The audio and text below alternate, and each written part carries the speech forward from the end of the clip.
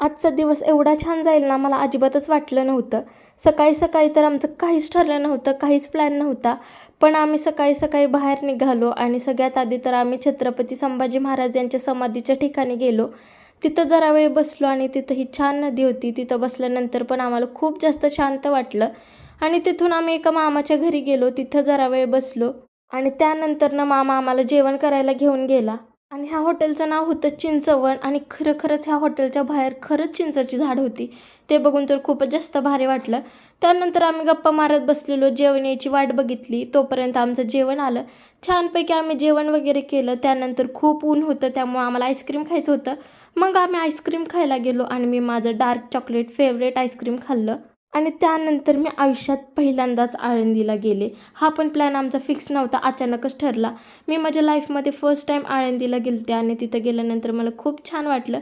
आणि ह्या छोट्या मुलीने आम्हाला गंध वगैरे लावून दिला आणि आम्ही इंद्रायणी काठी बसलेलो. इतकं जास्त छान वाटलं. म्हणजे जेव्हा जेव्हा आम्ही प्लॅनिंग करून कुठेतरी जातो ना, तेव्हा पण आम्हाला एवढं चांगलं वाटत नाही. तेवढा आमचा आजचा दिवस छान गेला. घरी आल्यानंतर हे सगळे लोक कॅरम खेळत बसलेले आणि खेळता खेळता भांडणं पण करत होते. बाकी आजचा व्लॉग तुम्हाला कसा वाटला ते मला कमेंटमध्ये नक्की सांगा.